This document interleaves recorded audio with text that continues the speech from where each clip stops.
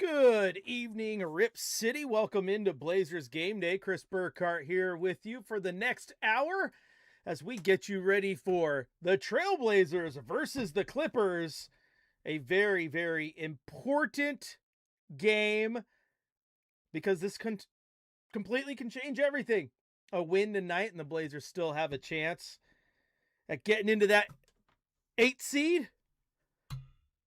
A loss tonight, the Blazers, they may stumble, but a win, they're right there in the 8th seed. A chance to play the Suns.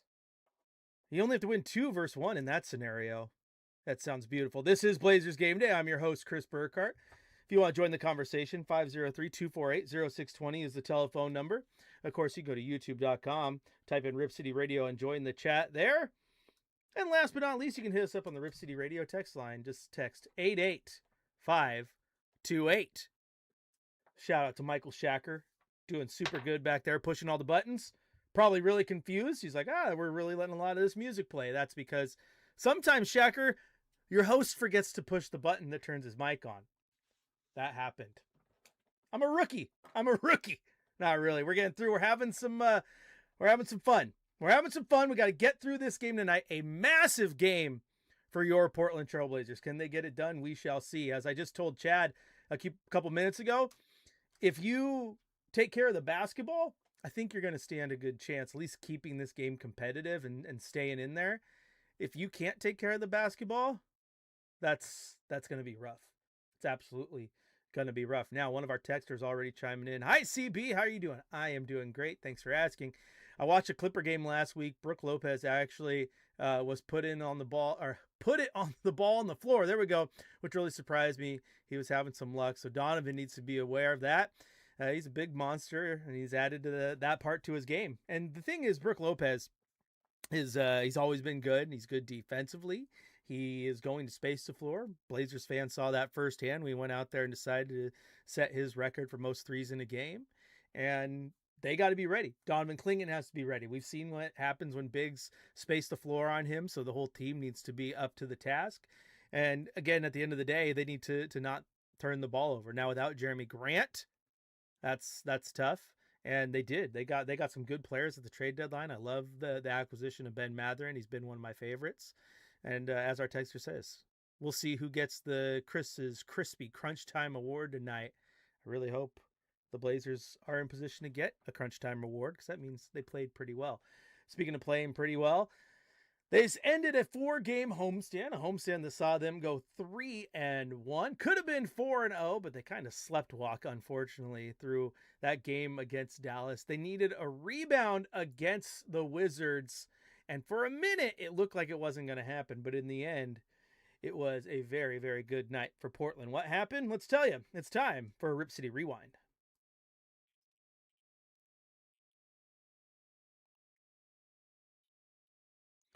Now, in that game against the Wizards, it was weird.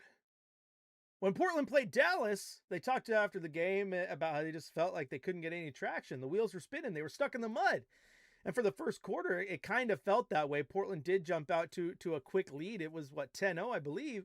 But the offense just never felt like it was in a rhythm. At the end of one, they were up 24-15 over Washington. Here comes the second quarter. Both teams' offensive start to pick up a little bit.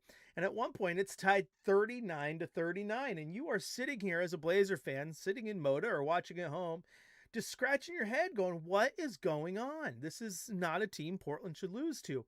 And I tweeted, wake up, please, Portland, wake up.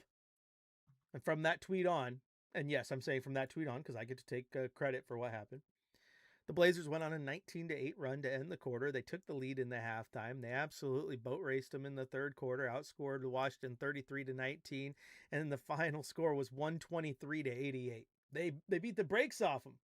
They beat the brakes off them in a game that definitely started slow and looked like it wouldn't be the case. Portland won the points in the paint battle. They won the second chance points battle. They won the fast break points battle, 24-14. So they were definitely getting out in transition, doing what they needed to do.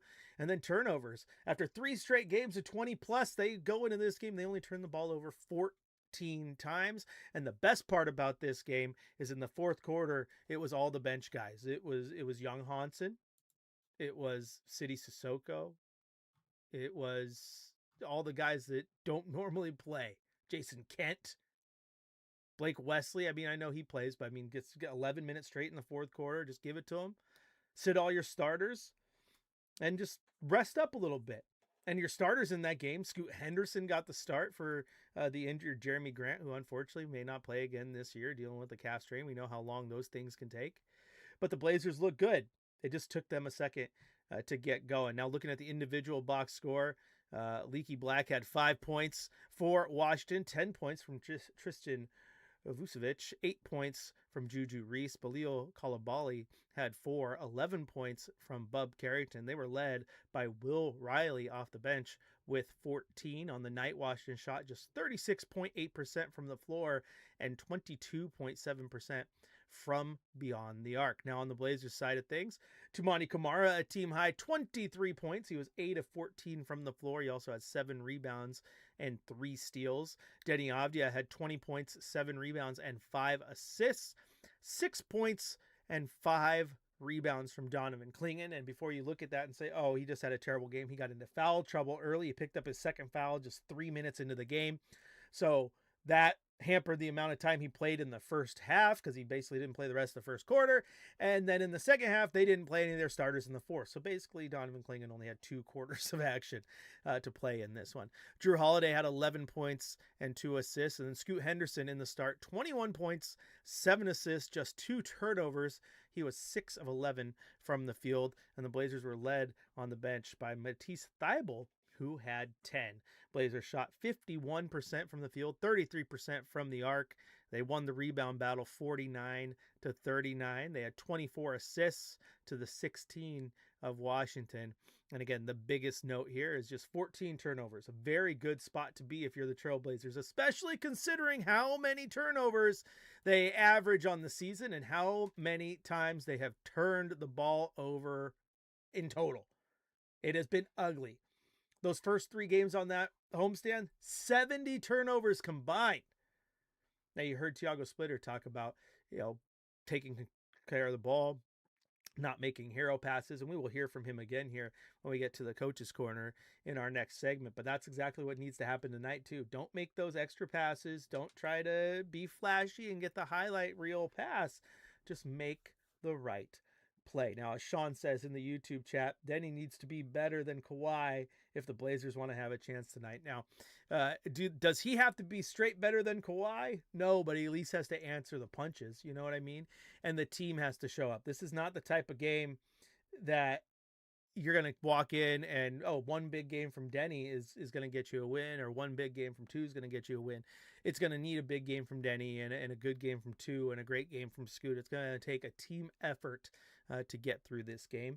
And as Marcus says, 70 turnovers? Yikes. Yeah, 70 turnovers over those 3 games of that road trip. Brooklyn, Milwaukee, and Dallas. And the frustrating part about that is those are not the who's who of defensive juggernauts who are going to come force turnovers on you. And they weren't even healthy. So outside of Dallas, who was, they obviously don't have Kawhi, but I mean, they had Cooper Flagg. They were ready to go, but they were still missing some key pieces. But yeah, you just couldn't hold on to the ball. And the thing is, so many of those turnovers were unforced turnovers. And that can't happen. Coach talked about those hero passes, trying to get through windows that aren't there. Sometimes you do. You try to make the hero pass. You see a gap, and you know what? You push the ball through and you get it.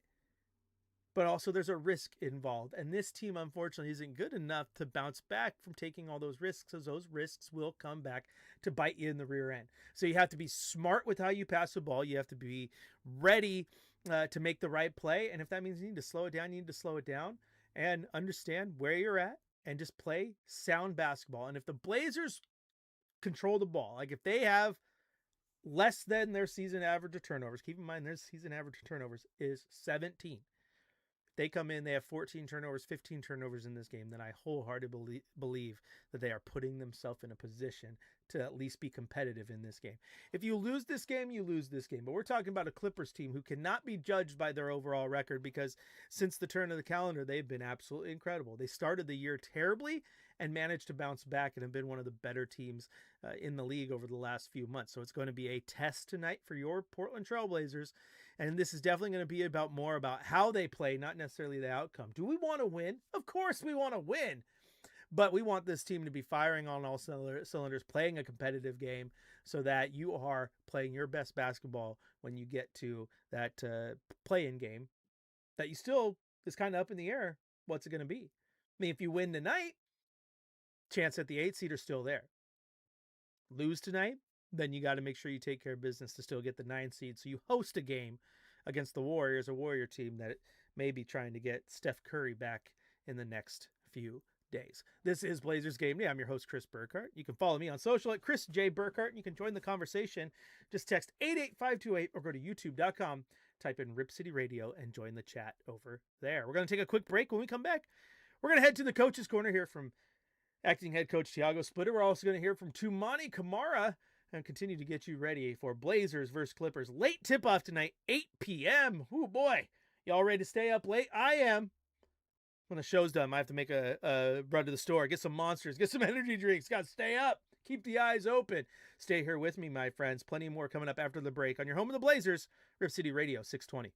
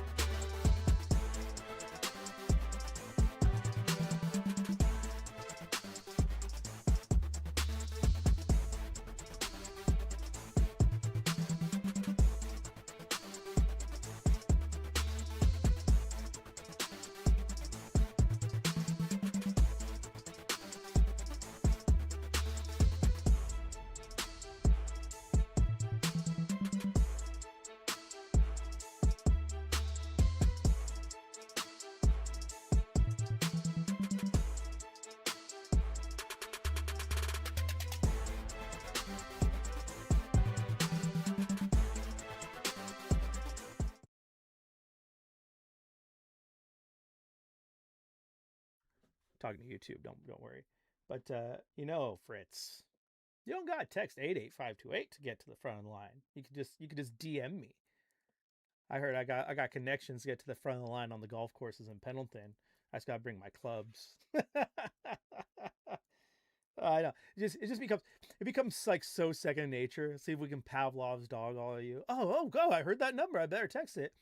And then just be like, then you say it so much, it just starts becoming part of your intro too. Welcome back into Blazers Game Day. You can join the conversation. Just text 88528. I could be like Chad and like, just hit me up and put my cell phone number out there like he does, which is just hilarious to me. He did that on Twitter the other day, which was really funny. I think I should. But he was tweeting at Connor, the reporter for Blazers Edge, because he wanted to have him on radio. He's like, I lost your number. Text me. And he puts his cell phone number out on Twitter. Oh, it's a crack up. It's a crack up. Oh, man, if the Clippers go down tonight, it'd be nice, wouldn't it? Hey, maybe they will. You never know, Sean. I mean, watch the broadcast. Be interested if he's in the building down there tonight. I do know, just in case you guys haven't seen it, and we'll say it again when we get back on radio here. But he's going to hold a media availability at 3 p.m. on Thursday prior to that next home game. So media's going to get a chance to talk to him, which is pretty cool. He'll be in the building and ready to go. And I think getting new eyes on this team is really important. So I'm looking forward to this.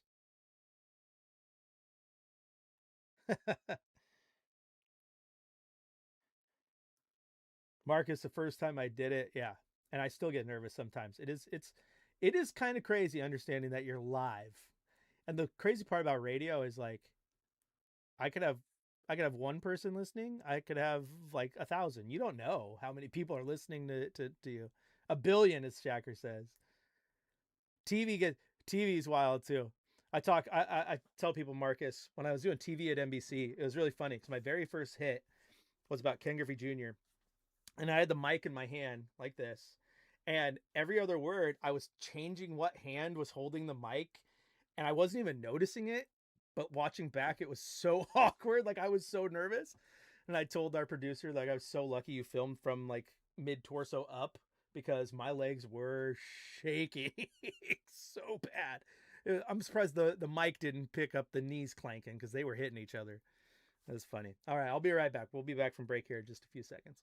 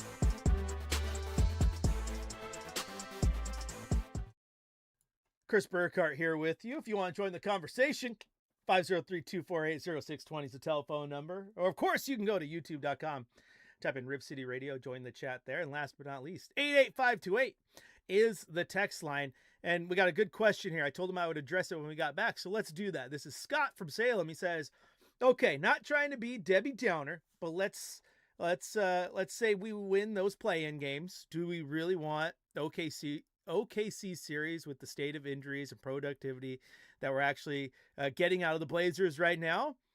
Again, don't hate me. I'm a fan. I'm just not sure I want that series. And then he chimed back in. I guess my question is, is it likely that we're going to take down OKC in a playoff atmosphere? Is that worth it for the first round reps for a team at the cost of a possible future injuries? And the thing is, Scott, and that's a great question. Thank you. The idea of injuries, I don't think that should stop anybody because you have just as much chance of getting injured in those extra playoff games that you do in the in-season tournament games now that they add, or any of the 82 regular season games, or a preseason game, or in Scoot Henderson's case, just in off-season workouts. The injuries can happen.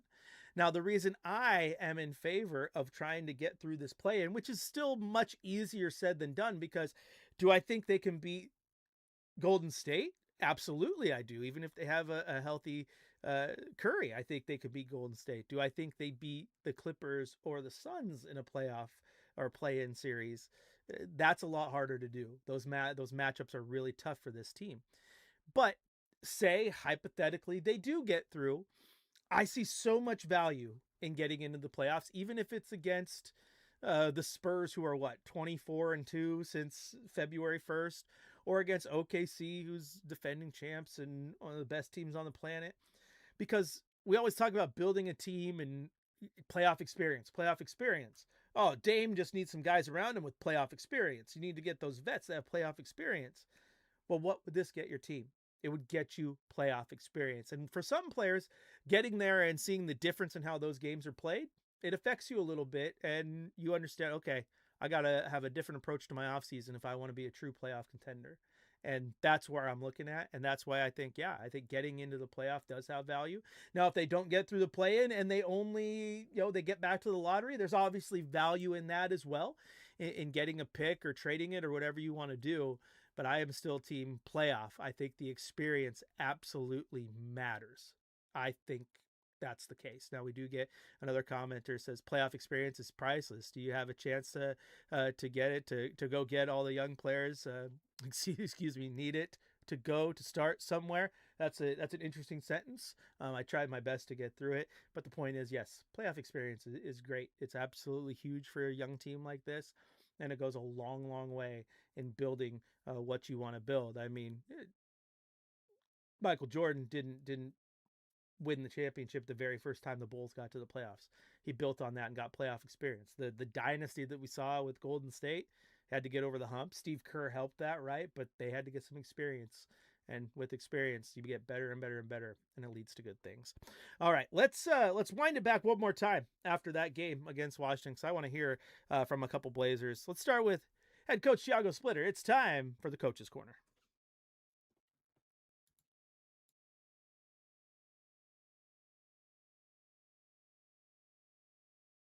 Could you elaborate on the nature of Jeremy Grant's injury? We just sort of saw him on the injury report. That's all we got. Yeah, I mean, I guess I don't know much more than you guys do. He got a strain on his calf. Now, it could be way worse. Yeah, it could be. Now, how long it's going to stay out, I don't know, honestly. I think it's going to be, a little bit of, we got one MRI, we got a couple more opinions to take it, but that's all I can give you two guys right now. Now, that was pregame against Washington. That was just obviously being asked about Jeremy Grant, because Jeremy Grant did not play in that game. And Scoot Henderson got the start. Everyone knew he was injured. And, then he has to prepare now as if he does not have Jeremy Grant. That's what he's doing. Sounds like he's going to go with Scoot Henderson and all that moving forward. But then after the game, understanding he doesn't have Jeremy and understanding what they did against Washington, he talked a little bit about the Clippers as well. Like that one a little bit better than the last one? Yeah, I mean, I think we did our job. We compete, start the game better defensively, and took care of the ball. I think that was our goal tonight. He was way better. Didn't try for hero passes as much and try to play simple, as I said before, hit singles. And, we didn't shoot the ball extremely well, didn't rebound like we used to, but still, just taking care of the ball was solid defense. We got a good result. Start to send clips individually, players, personnel, who they're going to guard. Extremely important, one of the most important, like I said, right now, the most important game of the season. Like he said, most important game of the season, and he knows it. He knows it. He talked about it prior to the homestand, talking about how, hey, we got good games in front of us we got to take advantage of, and now we got to get through. We got to get to this Clipper game. You know how important it is, and the team knows. They know they have to be ready. They know they have to be firing on all cylinders. They know the matchup is going to be tough. One of the guys that's definitely going to be called to task tonight is Toumani Camara. He's going to have a great game, probably going to be on Kawhi a lot of the night, and you don't stop Kawhi Leonard. You just kind of hope to contain him. But Toumani Camara talked to the media after the game as well. Clippers. What did he say after the game? What would you kind of take away from that? It's a big game for us, We fight for the 8th spot, and we play them 2 more times before the season's over. So, being able to win both of these games, I think it's the most important games for us right now. Looking at it, and try to focus on that situation. In a game like this, when you play a team like Washington, that's whatever you want to call what they're doing, tanking or whatever, looking how far you guys have come, do you kind of make that juxtaposition and what that means to you and to be on the other side finally? Yeah, for sure. It really sucks sometimes. I mean, for me, I can only speak by my experience, but it really sucked when you're not playing to win, and it's really hard to keep playing with the same energy and same mindset. So being on the other side of that is for sure better, but I think the NBA is trying to find a way for this situation to happen a little bit less, which I think is good for the game. And it's a weird situation for sure. Now, I think that kind of goes back to what we were just asked about by our texter about getting into the playoffs, because Toumani Camara basically just said that the last few years when they were in tank mode sucked. It wasn't fun. It's hard to get up for games when you know your goal is just a little bit different and you want to go out there and win, but the goal might be to better your lottery picks. So Tumani Kamara has been on both sides of that now because the team's playing in the play and it's a whole lot different. And you compare that to Washington, a team that's definitely way on the outside looking at what their lottery game is. I think it's clear which side he likes to be on. So that's why I also think getting into the playoffs is great because guys like Tumani are going to eat that opportunity all up. All up. Now, Fritz asks, do you think tonight we're going to get the most important game of the season type playing? I hope so. I absolutely hope so. The team needs to be locked in. They need to be focused. They cannot sleepwalk through this one. Bad teams will beat you if you sleepwalk through a game.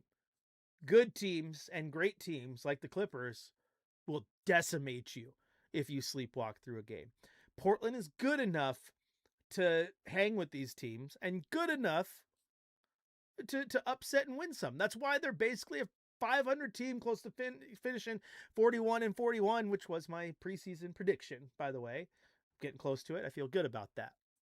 But they're also bad enough to get boat raced and ran out of the gym some nights. It's the ebbs and flows, the ups and downs of the roller coaster that is being a play-in team. They're growing and they're getting better.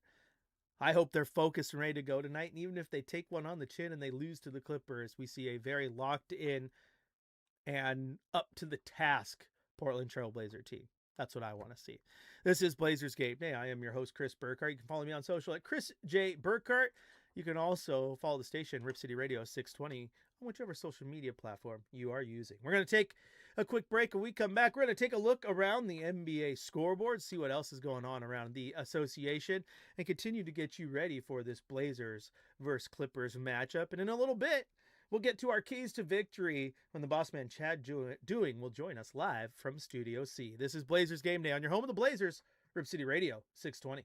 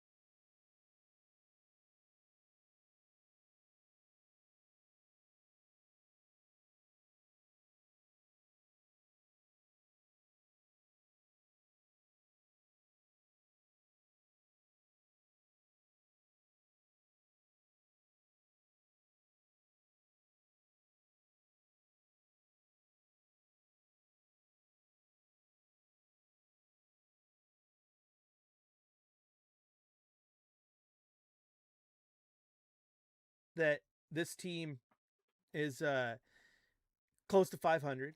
They're a play-in team, and that's exactly what we want. Like, to me, that's a great season. That's a good spot to be. I didn't think they were going to make the jump from in the lottery and getting, maybe getting the ping pong balls to get a Victor Wembanyama and pick and scoot at 3 to all of a sudden turn around and be in the Western Conference Finals again. We understood that they were building up to something. They had to get there, and I think they're slowly getting there, step by step. Just like Sean, to your comment, sometimes it just takes a second to turn the mic on YouTube. There's a lot of buttons over here. I need a YouTube producer. All right, what else is going on around the NBA, though? Because it's not just the Blazers in action tonight. A couple other teams hitting the hardwood. Let's take a look. It's time for an NBA scoreboard report.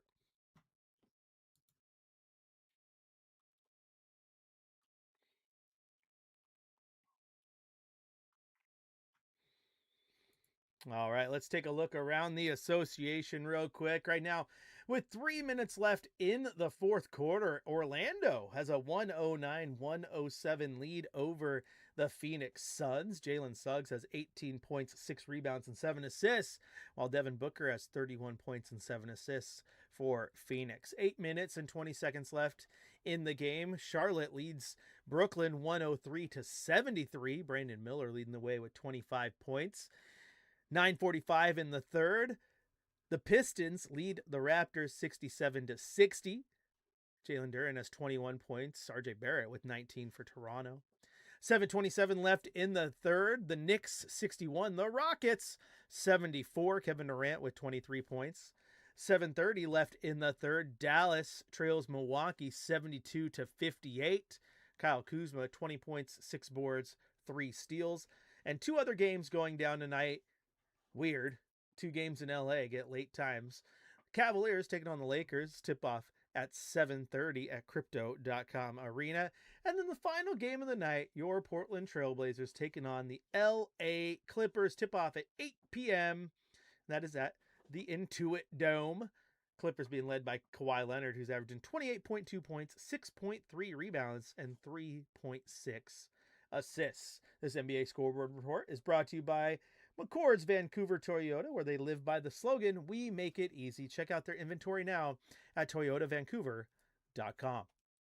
Now, taking a look at the NBA standings really quick. The Magic, they need that win against Phoenix. Help them out. They got absolutely decimated by Toronto. I don't know if you guys pay attention to that. Did you see the fact that Toronto was trailing at one point 20-14 in the first quarter before they went on a 31-0 run? 31-0. Took the 45-20 lead, never looked back in a pivotal game because Toronto is sitting there 5th in the East right now. There's still some chairs that need to be arranged in those standings because there's just 2 games separating the 7th seed Sixers and 10th seed Charlotte Hornets. Out west, Oklahoma and San Antonio are locked in at 1 and 2. San Antonio, could jump Oklahoma City. They're just 2.5 games behind.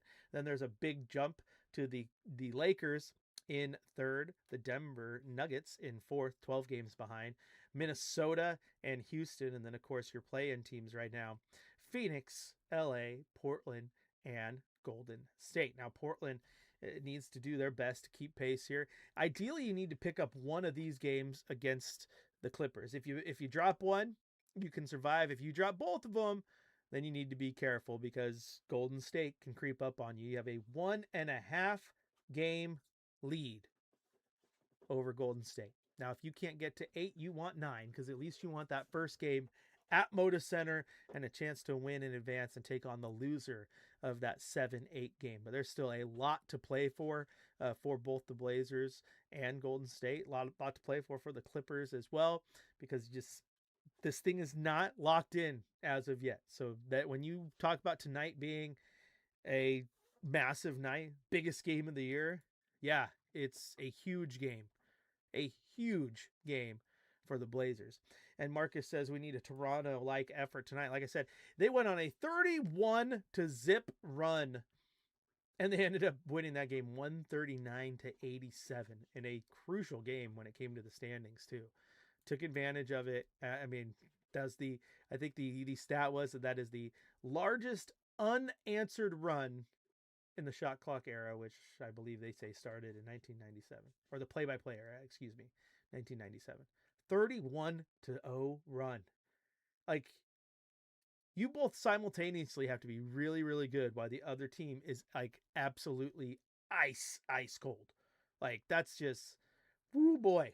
Woo boy. And like, when I remember saying that they went on that, and Casey Holdall's like, is Orlando like out of the playoffs? Like, don't they have something to play for? I'm like, yeah, dude, like, winner of this game jumps up and has a good chance of locking themselves in a much better spot. Like, this is a pivotal game.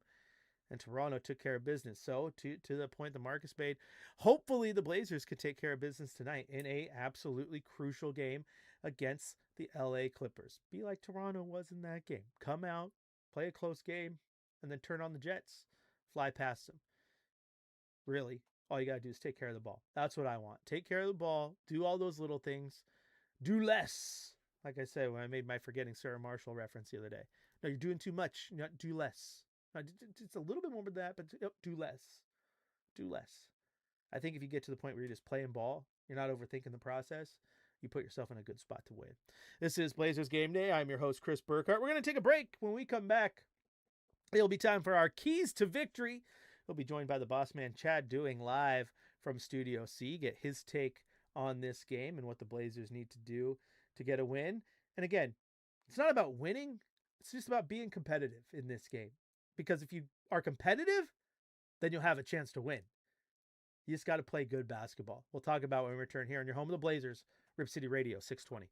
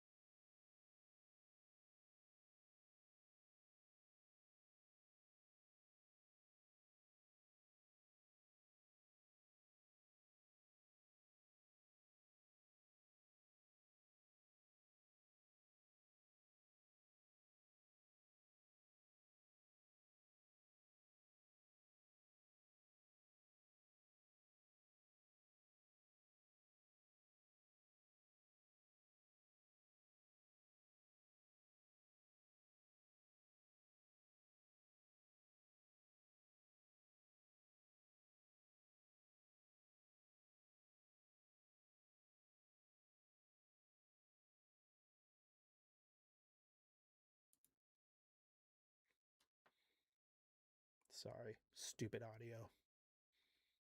But we're back.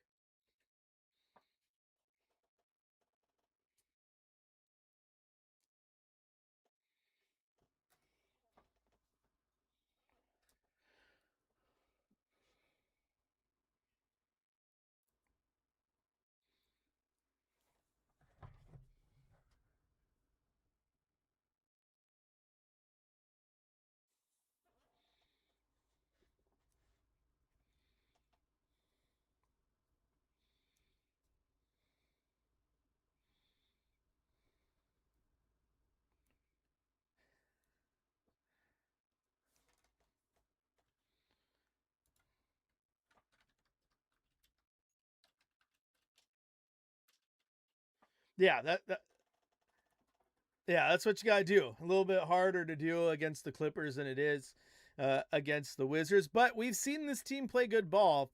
To me, I think you go back to that game in Denver, and yeah, they ended up getting beat by the Nuggets. They didn't make the adjustments in the second half that I would have liked, but that first half was beautiful offense from Portland, and they need that type of offense where the shots fall and the ball's moving and they're not making a ton of mistakes.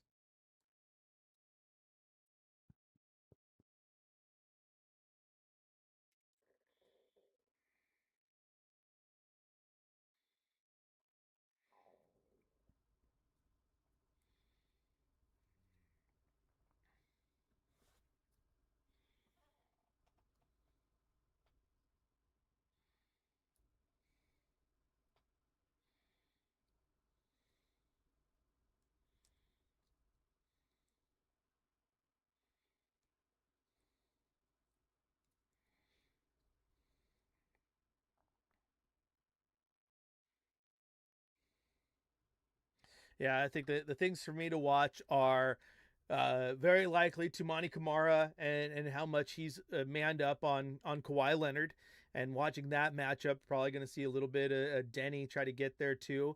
It just hurts to have Jeremy Grant out because he's a guy that you'd put in that situation. And then how Donovan Clingan is used. Do they keep him in the paint and try to move some other guys around to guard Brook Lopez when he goes out? And so you're not putting Donovan in a position where he's getting beat as much. Those are a couple of things I'm going to look for tonight.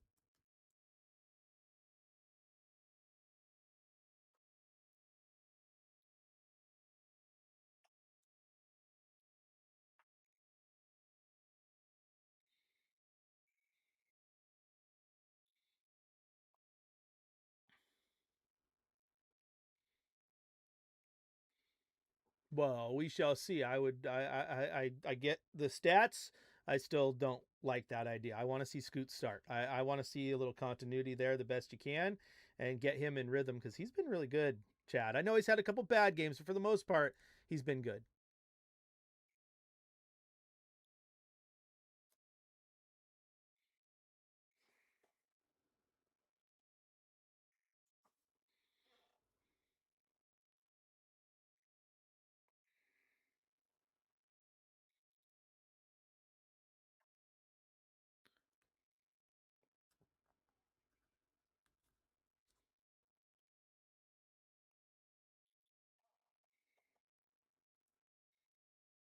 He's got a feeling that tonight's gonna be a good night. That's me singing the Black Eyed Peas.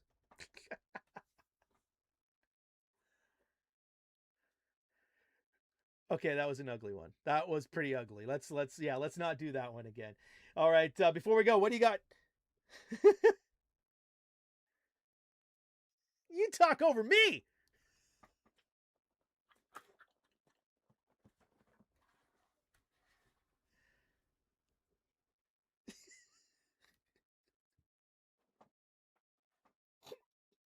You just made me snort on radio laughing at you. Talk over me. I'm just trying to clock integrity, Chad. That's all. Trying to let you get back. Be comfortable. Hey,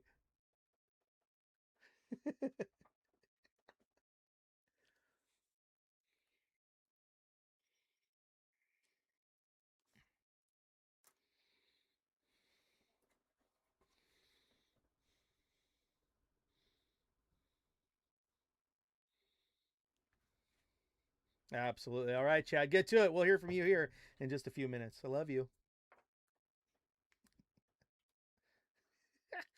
Well, I have to go.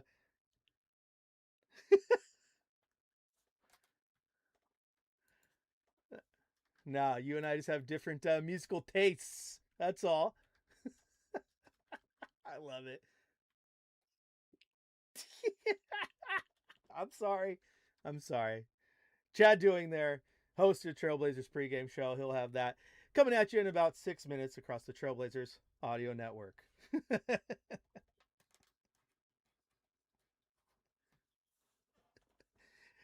Don't play intros over me, Shaq. Or why is everyone battling for my airtime? I'm just kidding. You knew exactly what you're doing. Keys to the game: don't turn the ball over. That's all. Don't do it. If you don't do that, you keep control and you play sound defense, you're going to put yourself in a good spot. That's what you need to do. All right, I'm out of here, but don't go anywhere. Coming up next, Chad Doing has the pregame show across the Trailblazers audio network. And then it's 8 p.m. tip. Travis Demers on the call. Blazers versus Clippers. When it's all said and done, keep it locked in for the fifth quarter, where hopefully we're breaking down a Trailblazers victory. Blazers, Clippers. It's going to be a good one. Rip City, I'll talk to you after the game. Thanks for dealing with me, YouTube. Sorry that you couldn't have Chad's audio. I'll be back in 1 sec.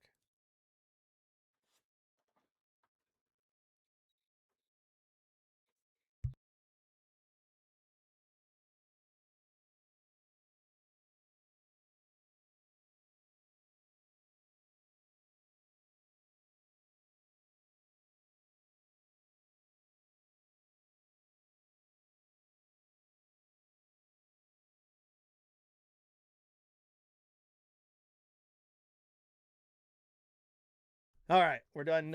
We're done with that for a second. Thanks everyone tuning in. Radio's done. I'm gonna sit here and talk to you for a second. Mike and the Mechanics. Okay, Chad is disparaging me over here because I didn't know who Mike and the Mechanics were. I'm sorry. I did not know this band that was active starting in 1985, a year before I was born. Not big into them, of course, and they're just not. It has nothing to do with when they were active, because obviously you guys know me. Metallica is my favorite, and Kill 'Em All came out before that. It's just Mike the Mechanics. I can tell you right now, ain't my jam, ain't my music. I don't even know. Paul Carrick. Sorry to disparage Paul Carrick. Couldn't pick him out of a lineup. Some people couldn't pick James Hetfield out of a lineup. For those of you who don't know who that is, that's the lead singer of Metallica. All right. Hopefully, in true Metallica style, the Blazers can make the Clippers sleep with one eye open, gripping their pillow tight after this game. Go out there, play a great game, have some fun with it, see what you can do. Because that's what you need to do in a game like this. You just need to play sound basketball. Don't make mistakes. Don't turn the ball over unforced. If Kawhi gets a hand in the passing lane and forces a turnover, so be it. He's a great defender. But don't make those lazy passes or, hey, no one's in the passing lane. No one gets a hand on the ball, but I throw it out of bounds because I just wasn't paying attention. Those are the type of things you can't come back from. How Donovan Clingan guards Brooke Lopez tonight. And as Chad said, maybe Chris Murray gets on him. That's going to be a key as well.